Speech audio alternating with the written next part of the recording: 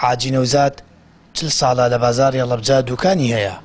باس لەوە دەکات هیچ کات بێ بازاڕی لەم چەشنەی نەدیوە کە بۆ گیرفانی خاڵی موچەخۆران دەگەڕێتەوە.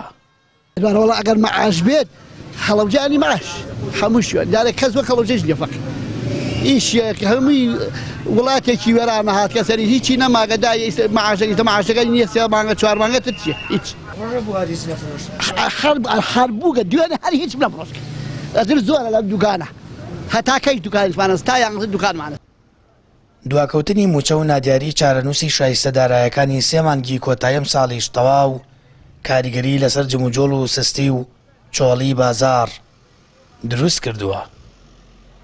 تەنانەت هەواڵی نەدانی موچەش بڵاوە بێتەوە کاریگەری لە خەڵکەکە بەتایبەت ئەم شارە زۆرینەی هیچ بژێوێکی وایتیانە زۆرینەی ئەم شارە لەسەر موچەیە کە موچەکە دواکەوێ و 3 مانگ نییە تۆ تەنانەت کەسێک 3 مانگ ئیشیش نەکا بۆ نمونە هەر ئیشی ڕۆژانەش بێ هەر پێوەی دیارە و کاریگەری زۆری کردۆرە سەر بازاڕی بەتایبەت هەڵەبجە کەم بازاڕیە کە بزاوتی بازار نەماوە بەتەکید ئەو بێ موچەی و بێ متمانەیە خۆدا نەزانن ئەو باز لەو 600 ملیارەیە کرێت هەر لە مانگێکا چەند مەوعیدێکی یعنی لە مانگێکاڵێن ئەم هەفتە نەیە سەرەتای هەفتەکەیت یعنی بەڕاستی بووە بە مەتاڵێک وەکو کەس ناتوانێت گرنتیەوە بکا کە کەی ئەنێرێ. لە کۆتایی ساڵ نزیک دەبینەوە بەڵام چارەنووسی موچەی 3 مانگی فەرمانبەران نادیارە موچەی مانگی 9 6 تا دیار نییە کەی دابش دەکرێت.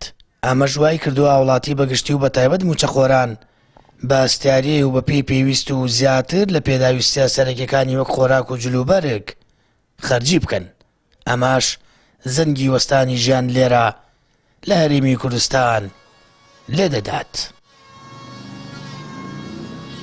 دواکەوتن و دابەشنەکردنی موچە کاریگەری لەسەر سەرجەم سێکتەرەکان و ژیانی ڕۆژانەی هاوڵاتیان دروست کردووە بە تایبەت پارێزگای هەڵەبجە کە بەشی زۆری خەڵکەکەی پشت بە موچە دەبەستێت 3 مانگە موچەخۆران و فەرمانبەرانیش موچیان وەرنەگرتووە و تەواو بازاڕی پارێزگاکەی بۆ کڕین و فرۆشتن لاواز کردووە.